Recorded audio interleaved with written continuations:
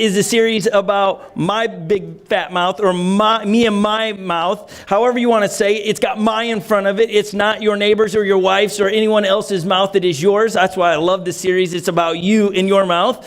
We kicked it off last week, and we talked about, we gave out these little towels last week, and we said, surrender to Jesus, but don't surrender to Western culture. Surrender to Jesus. Wave the white flag in your life to Jesus. Say, Jesus, whatever your will be done on earth or in heaven, I will surrender to that. I will not surrender. I will not wave the white flag to Western culture, because those are very different things, different standards, different moralities in both those. So we gave you the white flags. That's how we kicked it off last week. Remember, we learned, I think the aha moment of last week was that Jesus came, who we love to learn from Jesus. The dude's just a genius. And even when I say the dude, it just sounds like I degraded him down to, but I have mad respect for Jesus. I am trying to be like Jesus best I can. I'm grateful for his grace is new every morning. And we learned from Jesus last week that he said, from the overflow of the heart, the mouth speaks, which is scary, because we like to go, when it slips out, we're like, oh, no, I was just joking. I didn't mean that. And we quick to apologize, because we're like, oh my gosh, they just came out where I didn't know that was in me. And Jesus comes along and says, I think that's one of the most frightening things in the Bible. And one of the frightening things that Jesus said was, from the overflow of the heart, the mouth speaks, because the words I speak then are an indication of who I am, what is in my heart. And that to me is scary, because I know I live with myself throughout the weeks. I know what I've said this past week, and it's in me. It isn't just, it's not just there because I forgot for a moment. It's what is in my heart, and I speak out of that. And so maybe this week you were looking and paying attention to what you speak, or even when I say looking, what you type in text. Several of you came up after last week and said, man, think about how many people text something on social media, Facebook, Instagram, how they will say things on a computer that they would never say to someone's face. We all understand that. We all can point to people as that illustration, but you do understand at some point somebody probably uses all of us, myself included, for that example. Oh yeah, they posted this one time. They said this one time. I read in a leadership book once, that they said that the written word in text, in an email, is always read negatively. And so I've paid attention since I read that in a leadership book, where, man, it is. Every time I get it in, even if they put laugh out loud after it, I read it negatively. I read it as it's like a negative bent in it. And so I've tried to always, when I text and want to talk to someone through an email, it's always like, hey, how are you doing? I hope you're having a great day, enjoying the snow, and really try to be really over the top so they get it. It's not super negative. I'm not trying to be negative, because we tend to read written words negatively. And so imagine when someone writes a negative word, how much more negative we read it. So think about that. The next time you're going to post up on some social media something that is negative, people are going to read it worse than you meant it. And so my big fat mouth gets me into trouble a lot. We had the middle school, high school small group on Wednesday, and we asked, hey, has anybody ever put their foot in your mouth? And you got teenagers, they all put their hands up. They're like, yes. And all moms and dads are going, yes, they have. And I've been in that scenario with them. They all raised their hand, and then we asked, okay, anybody got some good examples? And Michaela, she can share her example. I won't put her on blast up here, but she shared how she put her foot in her mouth one time, and then I shared mine, which I remembered after hearing, throughout the week I study and listen to a bunch of different people talking about the topic of the mouth and stuff, and this pastor began to tell a story, and I'm like, that happened to me once. And so I share a common story, that I'm probably not the only one, where when I was a youth pastor in Ohio, I ended up going to someone's funeral. A friend of the church's relative passed away. Went to the funeral. That Sunday rolls around. Worship music's happening. That individual comes into the church. I go, hey, how's your relative doing? And all of a sudden, I saw on their face, they're like, you were at the funeral. What are you asking me this for? Like, what kind of question are you asking me right now? And I'm like, I'm panicking. I'm like, what do you say? I couldn't say anything. I was just like, I just asked you about someone that just passed away. There was no, I apologized. They're like, it's okay. I mean, you were at the funeral. And I'm like, even when I think about it, it's like one of those cringing moments I wish I had back, because it's so awkward. Just days before, sitting at the funeral, it just felt awful. But it's my mouth. It was no one else's. It was just right there and not thinking about it. And so today we're talking about the mouth that is critical, a critical mouth. And some of you want to nudge somebody or elbow somebody sitting next to you, or you want to text somebody, hey, I hope they listen to this. It's your mouth, not their mouth. Jesus will speak to them on this topic when they're ready, I think. But don't try to tell them they need to hear it, because then you're going to stick your foot in your mouth today. So maybe you're sitting in here and go, I'm not a critical person. I'll just tell you this. This whole series in the last 2 weeks has been speaking to me, and I just see it in the light of this. Every time somebody speaks or I speak, I'm like, oh my gosh, I'm so critical on other people now and the way they speak. And I'm like, what do I do here? And so hopefully today this helps all of us, as we all have moments of being critical. And in the way I'm defining being critical is straight out of the dictionary. So we all have the same idea, because some people go, well, that's not me being critical, that's me being a truth teller. No, let's just make sure we have the definition of what critical is, so you can define being a truth teller or critical. Critical is expressing adverse or disapproving comments or judgment. Nothing in the definition said being a truth teller. It is about giving disapproval, adverse disapproving, in comments and judgment, making a final judgment on someone, reading someone's text and go, this is what they mean, or I don't like it when they wear that, or I don't. And so it's like this. Maybe if you can relate to this. Before I had kids, and I'd watch other people with kids. So if you don't know Holly's and my story, we've been married for like 17 years, I think, somewhere around there. First 7 of the years, no kids, and we never thought we'd have any kids. Like, there was a point after like 4 years of not having any kids, we're like, yeah, I don't think we want kids. We had hundreds of kids in student ministry. We're like, man, this is a lot of fun. Single life is awesome. Dual income, even better. Woo, this is so magical time period. And like, you got to do whatever you want. And our house was always seemed like it was a party, and it was just so much fun. And then after 7 years, we can't stop having children. And so we're at number 8. If you missed that last week, she is pregnant with number 8. Hashtag, somebody gave me a hashtag this morning. Now I can't remember. Where are you? 8 is enough? No, yeah, is that my wife? That's Holly. Yeah. Somebody asked me, what's the name going to be? I said, final. Done, over, that's it. I don't know. Let's keep going here. Anyways, a lot of you are going, glad it's not me. Some of you are thinking that. But anyways, when we were single, family lifestyle kind of deal, doing, just Holly and I, we would look at parents and go, we'll never parent like that. Our children will never throw themselves on the ground and throw a fit, ever. Like, that's bad parenting. My child will never blow up in Walmart, ever. That's not going to happen. My child will never grab a hold of a glass jar in the grocery store and break it on the ground. That's never going to happen. My kids are going to walk in a single file line everywhere they go. I mean, we had it down. Like, we were just judgmental and critical of every parent ever, going, man, what's the problem with that parent? They just don't have it together. Now that I am one, okay, I just realized there's no negotiating with terrorists, and this is what I mean, okay? My kids, they freak out in a mall or some shopping mart, and they want something, and they throw themselves on the floor. I'm like, hey, you do that. I'm not giving you what you want, okay? If you want the Snickers, this is not how you get it. You just stay down there. I'll just back up and make sure you have enough room. You just do your thing. That's the parents that are soon to be parents, or parents that aren't parents yet, or people that aren't parents, that's what I'm trying to say. People that are not parents yet, judging me, going, I will never let my child throw themselves on the ground and throw a fit in the supermarket. And it's like, if you only knew, if you give in with that terrorist right there, you're never gonna ever have it just be a mess. And so it's like, you do your thing.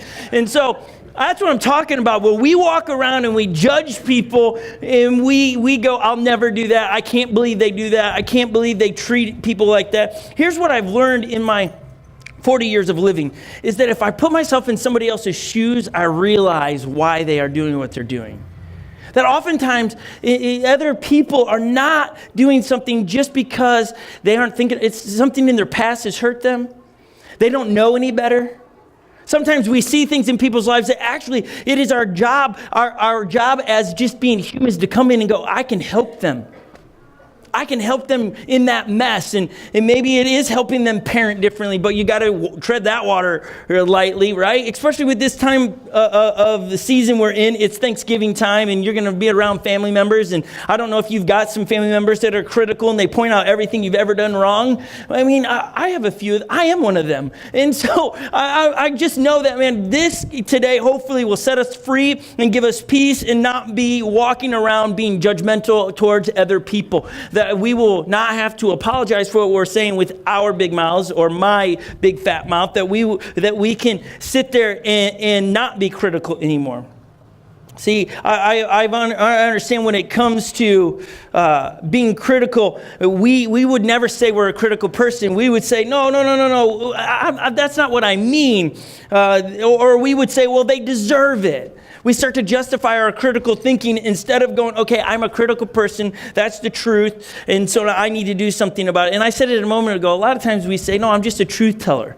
A lot of leadership books talked about being candid, having candid conversations with people. Right. Jesus does have moments where he's a truth teller to people, but you forget, a lot of times we forget that it's attached to love, that the way he is speaking to them is to have a better outcome in their life, not to justify your opinion or where we are in life. It comes from a spirit of, I'm going to tell this person the truth in a way to, well, we're going to get there in a little bit and you'll get the answer to that. And so we've got to stop looking at people and the way they dress, the way they post things on social media, the way they drive, spend their money, raise their kids. Stop being critical with them. See, I'm going to put two groups in today, and so we've got to make a decision today.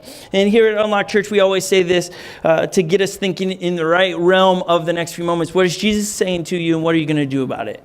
Jesus is going to speak to you on this topic today because we all have moments of being critical. It's a bit of that human nature it's programmed into us. We have to be able to discipline ourselves to not be critical because it's like the default button to be critical.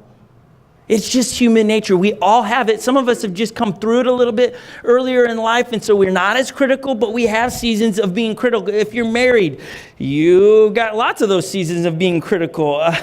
There are times where I just find myself, man, I want Holly to do something, and so instead of encouraging her and inspiring her, I become critical of what she's not doing.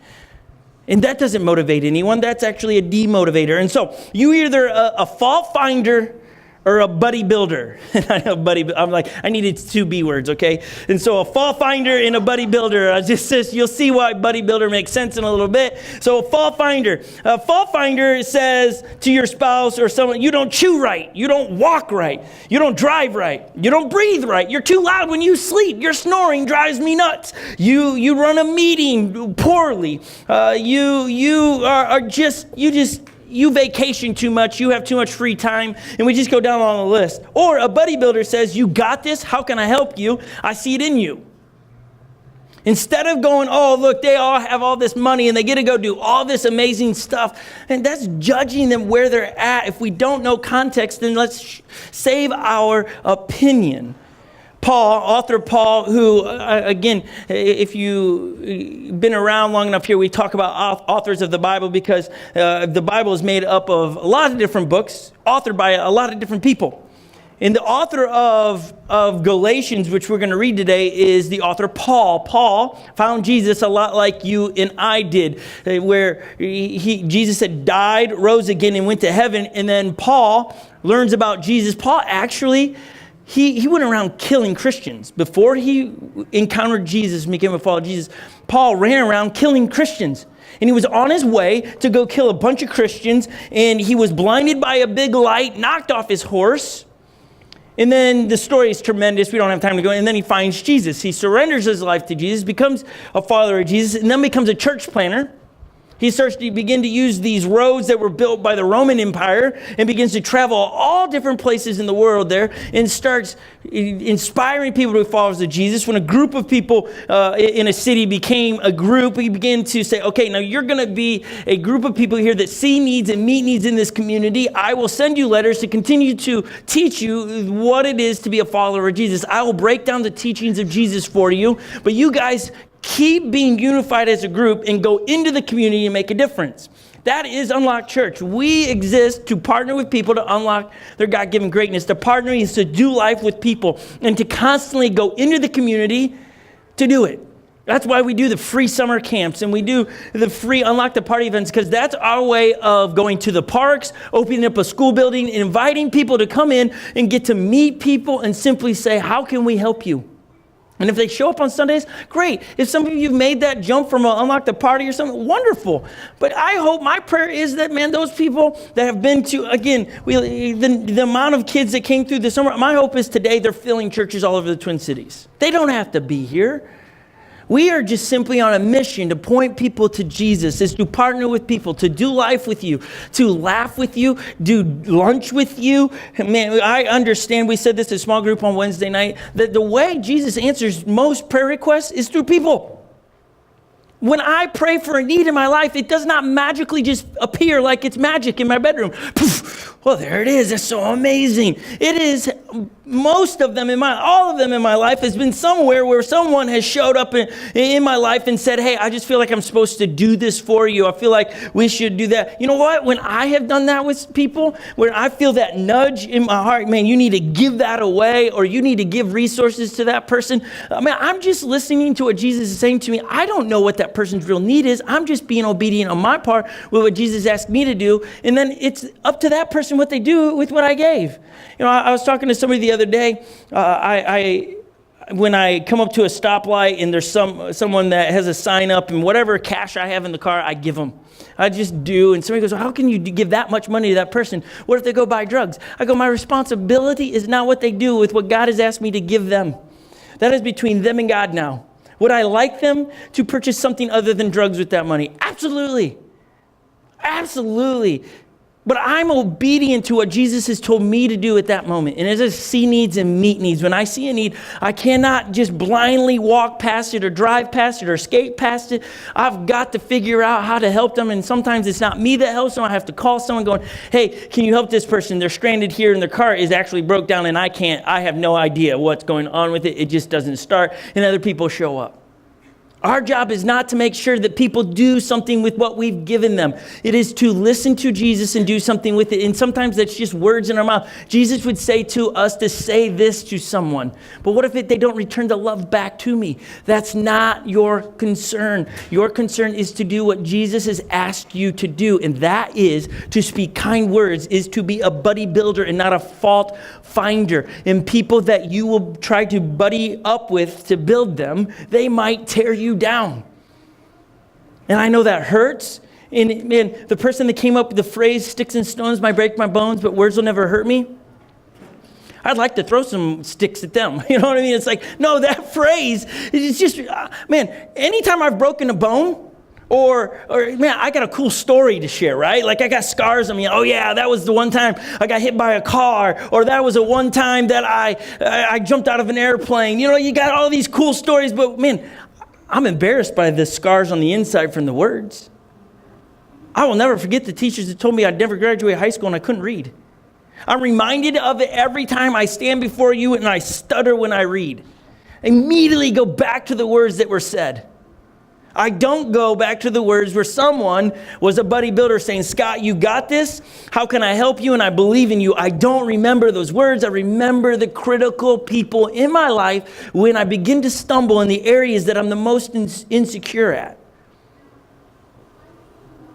And my job is to come be a buddy builder. And if that person turns around and is a fault finder in my life or to someone else, that is between them and Jesus. And I am to be understanding what Jesus is speaking to me. And so author Paul, who is blinded by the light, and then he sees Jesus, writes this to a church that he started in Galatians chapter 5, verse 14.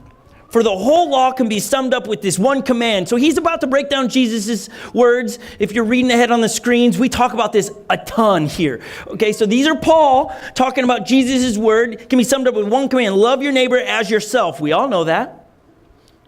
If you read through the Gospels, you'll see where Jesus says this. And then he goes on and says, but if you are always biting and devouring one another, watch out. Be aware of destroying one another. he's trying to make this illustration. Okay, we are to love everyone. Our neighbor is everyone. This isn't the person you live next to in your house, though that is your neighbor.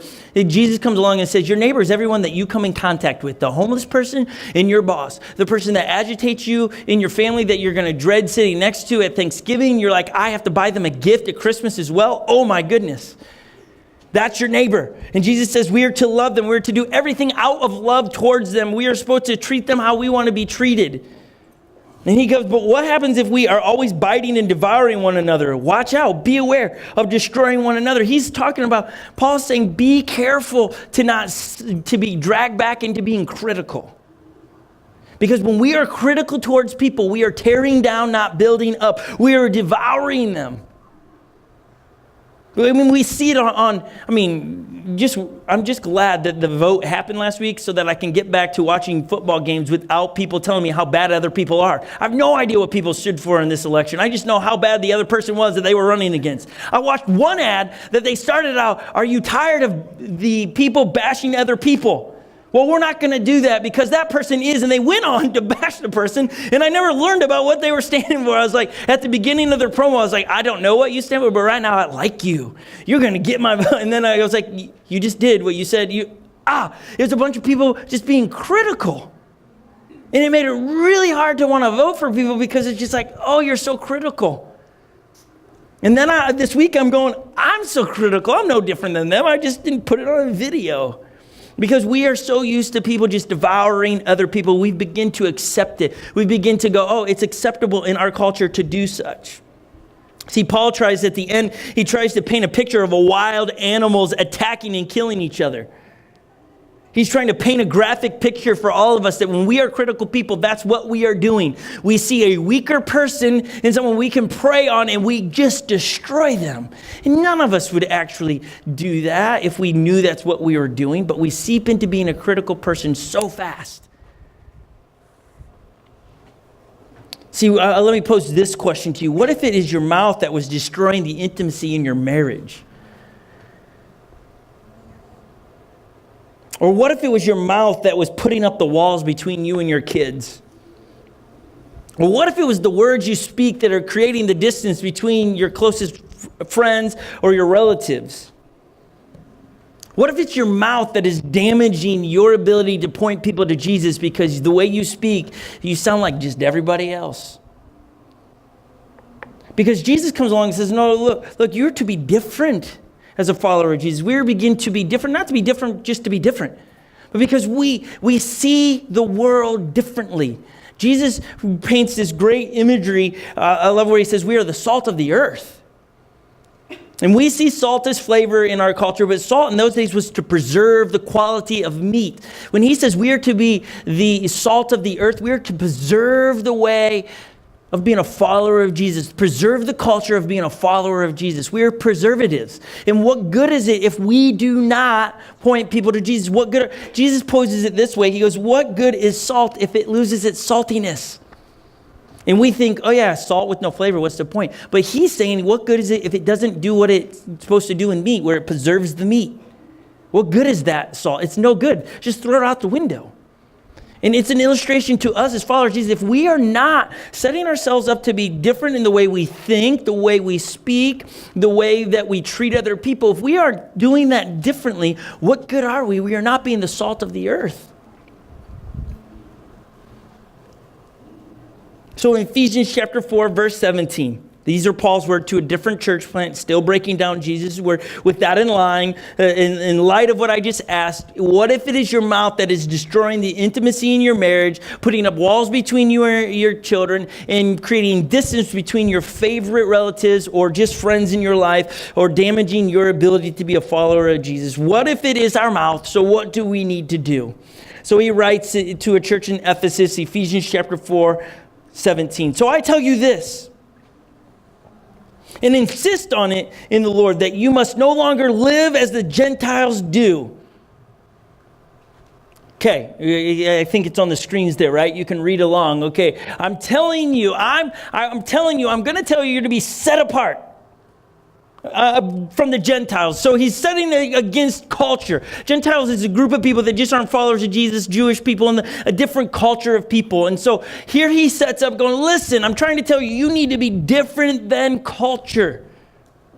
He doesn't even just, he uses the word, I insist on it. Like, I'm telling you, this is not an option.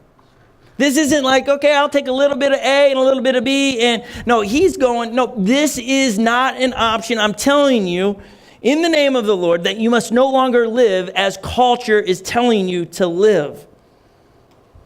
He's saying this, culture doesn't think like you should begin to think. He goes on and writes, they are darkened in their understanding and separate from the life of God because of the ignorance that is in them due to the hardening of their heart. He is saying there, the darkening of their understanding and the separate from the life of God. He's saying, listen, they can't understand this. They don't understand the way you would begin to change the way you speak. They would look at that and go, that's craziness. Why does it matter if you use those words? Why would it matter if you're critical all the time? It's not a big deal.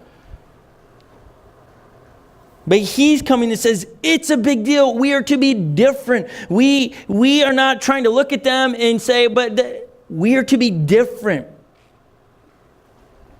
And he goes, because of their ignorance, he's not making fun of them. He's not being critical. It's not the ignorance is the net. He's like, but they just don't know. And their heart is hard. They're just not teachable. In 22, almost 23 years of being a pastor, when someone comes into my office and they're asking for help in situations, if they sit there and they are teachable, I'll give them 5 hours. If they sit there and they lack teachability, and it's always somebody else's problem, and they're like, it's not my fault, they don't get as much time because teachable people are moldable, right? They begin to go, I'm not perfect. I can learn a lot. If someone has more wisdom on this topic, I'm going to learn from them. But people with hard hearts are not teachable. They push back, go, no, I'm okay where I'm at. Teachable people have soft hearts going, okay, Jesus, what are you speaking to me? Ask the question always, Jesus, what are you saying to me? And what do you want me to do about it? Those are teachable people with soft hearts. And here's Paul saying, those that are in the culture of the world have hardened hearts. They don't care what Jesus has to say on said topic. The world that you came from is very different than the world I'm introducing you to.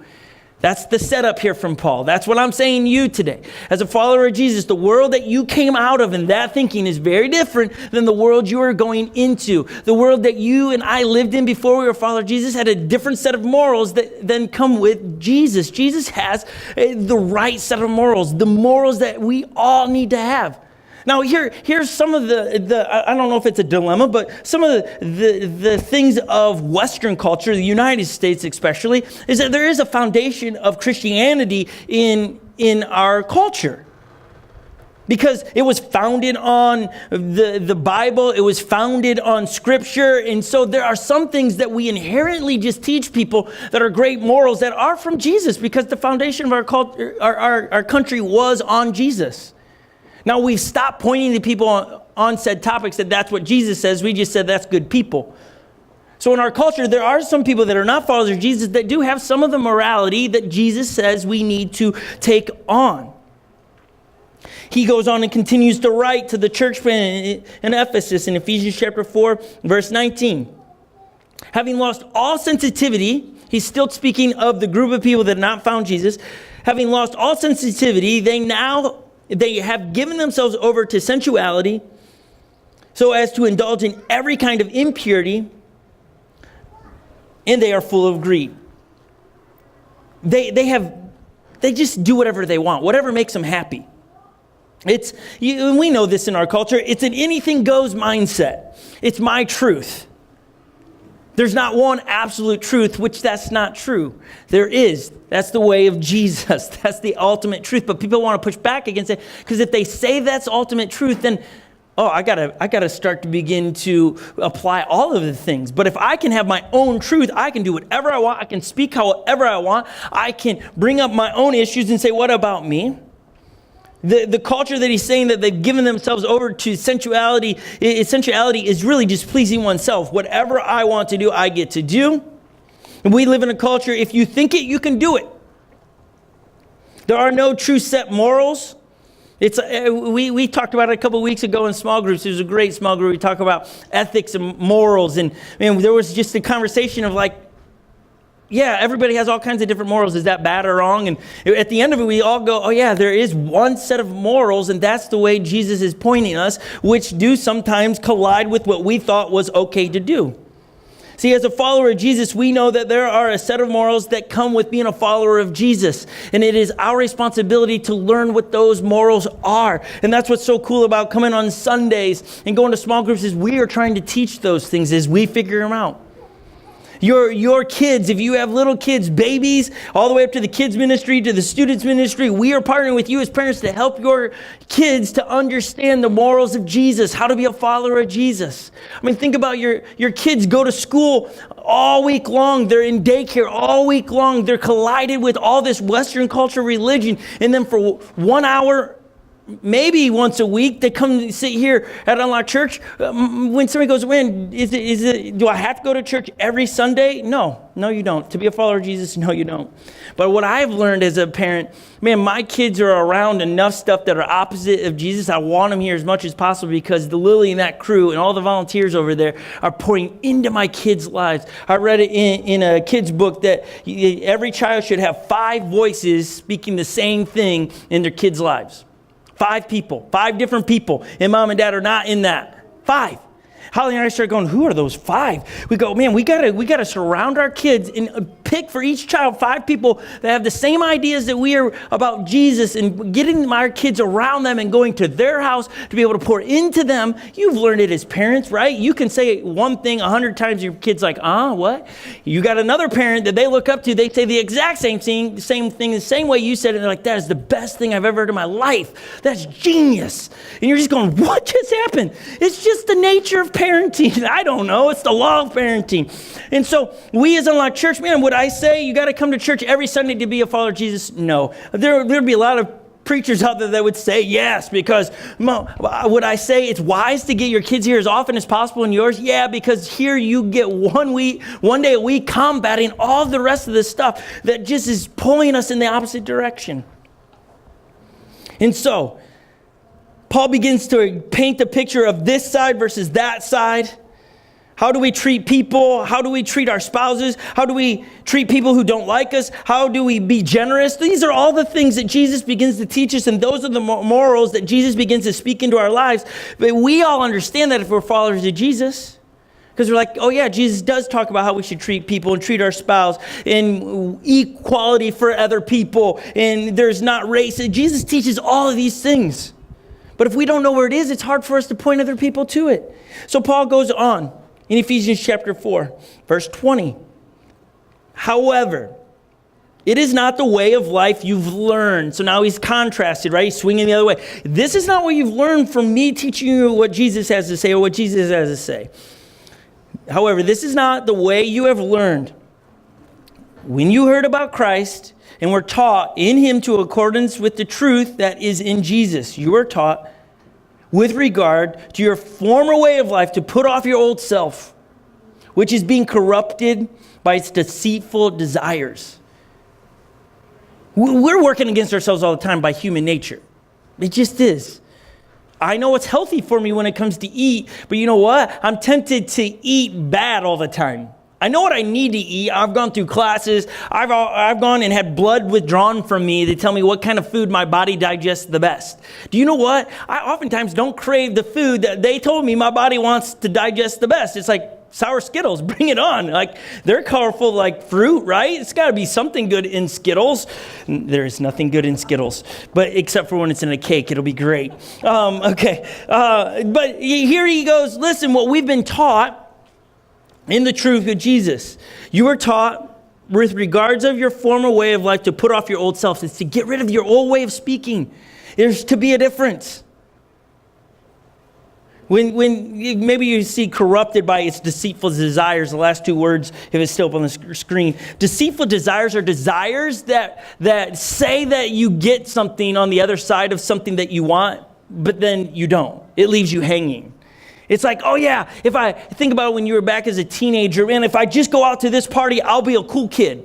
And you go to the party and nothing changes. That's a deceitful desire. It feels like it's leading you with a promise of I'll be cool, and then you get there and you're not cool, nothing changed. That's the deceitful desire. It's, oh man, I will feel happy if I purchase this for a long time, and you purchase it, and then you feel guilty from what you purchased. All of a sudden, it's a deceitful desire. It's a desire that you have that promises something, and then it doesn't fulfill what it promised. And here Paul is trying to say, which is being corrupted by the deceitful desires. We have desires that promise something that don't give on the other side of the decision. It doesn't give you the reward. So he's trying to say that's what corrupts our lives. See, what happens when it doesn't deliver, we trick ourselves and goes, oh, maybe it's more the desire says next time it will though. Maybe you go a little bit longer. Maybe you're just around the wrong group of people. And we begin to make reasons why that desire we had didn't come through with the promised feeling that we would get. We say next time, or it's that person's fault. We take no ownership in it. See, when it is our fault and we take our responsibility, we can make the changes. So Paul continues in Ephesians chapter 4, now verse 23. To be made new in the attitude of your mind, and to put on a new self created to be like God in righteousness and in holiness. I know these are a lot of big words, and you're like, well, how does this all have to pertain to my mouth? It's a big setup. You'll get it in why we're supposed to be buddy builders. And here he goes. So it's a new you you're putting on, created in God's image, in true righteousness. Remember last week we talked about righteousness is when we defined it last week, we said being right is not like I'm right on what I'm saying. It's to be more like Jesus, is living the right way of living. Righteousness is moving step by step closer to Jesus. The old you is going away. And when we talk about holiness here, Paul is trying to say holiness is where we step into messes. We love those that are hard to love. We treat those that treat us poorly. We treat them nicely. Holiness is going, I don't think they deserve my love, but I'm going to do that because of the righteousness. I'm becoming more like Jesus. I'm going to be holy. It's not like I'm perfect. I think that's such a churchy word, right? You hear holiness or got to be holy. No, it is loving people that are really hard to love people when you want to go to sleep. It's being in the messes, being in the trenches, if you will. And then he goes on, and this is where it is about my big mouth. Do not let any unwholesome talk come out of your mouth. The little tiny Greek word that we get our word unwholesome from really means rotten fish or fruit. Think about that. Like unwholesome, it seems so pleasant, unwholesome. But when you think about, don't let rotten smelling words come out of your mouth. That's what Paul's writing here. In light of old you versus the new you, he's saying the new you doesn't let rotten stuff come out of your mouth. Critical words don't come out of our mouth. We don't use words that we wouldn't want little people to use. We begin to change those things because, well, yeah, those are rotten words. Those don't build people up. They tear people down. Even if I say them in sarcasm, it still tears people down. Even if I say I'm just joking, it still hurts people.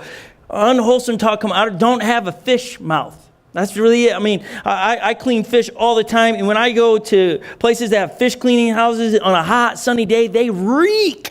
Like almost to the spot where you're gagging a little bit and you're just like, I'm going to puke in the rotten fish smell. And so here he's saying, don't let any dirty words, and when I say dirty words, I'm not saying like swear words. I'm just talking about all the above. This is where you've got to process this going, yeah, okay, Jesus is speaking to me on this. I don't have a certain word I'm saying is dirty and not dirty. I get it, man. We can all choose different phrases that we're saying is not okay and okay. I'm not here to draw lines on that. That's between you and Jesus. But we have got to avoid the fish mouth. In light of what Jesus has to say on treating everyone the same and loving everyone with the words we are communicating. And he goes on, do not let any unwholesome talk come out of your mouth. He means critical words. Don't rush. Don't let the words that are rushing out of your mouth or to your mouth to come out. Because our first words typically aren't the best words. Now, growing up, if you've been around long enough, I talk about my dad a lot. I learned a lot of what not to do when it comes to treating other people from what I watched with my dad. I love my dad. I'm not angry at my dad. I do not have bitterness towards my dad. I try to filter a lot of things on how do I continue to love my dad where I don't have to continue to be hurt by my dad. I do filter it like that. But I'm still not to turn around and be critical back to my dad. And I've watched him be critical with me. I watched him speak words that did not build me up. It crushed me. I was not motivated to go after what Jesus is calling me to do. I wanted to shrivel up under a rock and hide. So do not let, that word let, do not let, it's up to you. The last week we learned that the tongue is not tameable. It is still up to us to keep the guard on our mouth, not a filter. Filters are, well, I'm around this group of people, so slide this filter in so these words only come out. When I'm around this group of people, I'll slide this one in so this word comes out. No, that's not being real. That's being fake. The same guy you get up here, you want when I'm down hanging with you or down at my house or down fishing, you want me to be the same in what I speak. I don't have guards in my mouth. We cannot do life like that. That's not being real. And so, or filters, we want guards in our mouth to only let out words that build up. So it is, do not let fish-smelling words come out of your mouth. And then he goes on, but only what is helpful for building others up according to their needs, that it might benefit those that listen. There's the buddy builder. We can be fault finders or buddy builders. Paul comes and teaches us Jesus wants us to be buddy builders, building people up. The words we speak, is it tearing them down or is it building them up? Building them up or tearing them down? What is helpful for building? Only words that build. And somebody's going to go, right, yeah, that's how you're going to get jobs done at work. You're awful, but man, you're just doing great. You just keep doing that same thing right there. Well done. And in your mind, you're like, oh my gosh, if they continue to do this, we're going to run the business into the ground. No, remember what he goes on and says, according to their needs. According to their needs. Sometimes we do have to step into people's mess and go, hey, and say it in love, not in a condemning, fault-finding way, but hey, stepping in, and when you see it, stepping in and going, hey, figuring out how to say it in love. Oftentimes, if you feel you need to say something, back up and go, how does this get communicated in love? How do I say this to them? It's the art of communicating in love. It is a skill. It's being a truth teller, but in love, not a condemning, fault-finding truth teller. It's like any guy in here that's had your wife turn around and go, hey, how's this look on you? And you go and you just speak the truth, but not really in love. It doesn't make the rest of the day go well. But if you can back up and go, how do I say that it doesn't look that great without saying it makes you look like a whale? Okay, that's not how you say it. You're going to say it in a way that would be like uplifting, going, hey, you know what? There's other things you could, and it's different for all of us. I'm still trying to figure it out. And that's so I just don't answer the questions when Holly asks. I'm like, what? You're one of the 7 calling me. I can't. And I send up Icon because she knows she has a way with words. At least with me. Anybody, if you got daughters, right? Your girls come up to you and they just bat their eyelids at you and they're like, yeah, whatever you want. You want everything? You want the credit card? Sure. I'm in trouble. But whatever is helpful for building others up according to their needs, that it might benefit. See, if your words do not benefit them, that's how you know it's not out of love.